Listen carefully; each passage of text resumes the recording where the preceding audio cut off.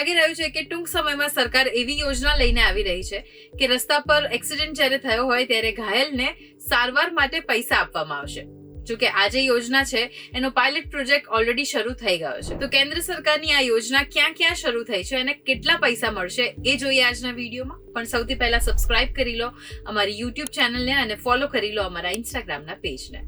ગુજરાત સમાચાર સાથે હું છું Heli. Ministry of road transport and highway એક નવી યોજના બનાવી છે જેમાં મોટર વ્હીકલ થકી થયેલા એક્સિડન્ટના પીડિતને કેશલેસ ટ્રીટમેન્ટ આપવામાં આવશે. એલિજિબલ વિક્ટિમ્સને આયુષ્યમાન ભારત પ્રધાનમંત્રી જન આરોગ્ય યોજના હેઠળ લિસ્ટેડ હોસ્પિટલમાં ટ્રોમા અને પોલીટ્રોમા કેર સંબંધિત એટલે કે જેમને મલ્ટિપલ ઇન્જરી થઈ હોય બોડી પાર્ટ્સમાં અથવા તો બોડી ઓર્ગન્સમાં, તે લોકો આ જે નવી સ્કીમ છે તેનો લાભ લઈ શકશે. હવે એક્સિડન્ટ થયાના 7 દિવસની અંદર આ સ્કીમનો લાભ લેવાનો રહેશે અને સાથે અપ ટુ 1.5 લાખ એટલે કે 1.5 લાખ રૂપિયા સુધીની રકમ જે પીડિત છે તેમને મળી રહેશે. આ યોજના પાયલટ બેઝિસ ઉપર ચંદીગઢ અને આસામમાં ઓલરેડી શરૂ કરી દેવાય છે અને ધીરે ધીરે આખા ભારતમાં પણ શરૂ કરી દેવાશે. અને યુઝ્યુઅલી જ્યારે રોડ એક્સિડન્ટ થાય છે ને ત્યારે તાત્કાલિક સારવાર ના મળવાને કારણે જે ડેથ રેશિયો છે એ વધી રહ્યો છે અને એ જ કંટ્રોલ કરવા માટે આ જે નવી યોજના છે એ લાવવામાં આવી છે. તો તમને શું લાગે છે આ ઇમિડિયેટ કેશલેસ ટ્રીટમેન્ટની જે સુવિધા શરૂ કરવામાં આવી રહી છે આના કારણે જે પણ રોડ એક્સિડન્ટમાં ડેથ થઈ રહી છે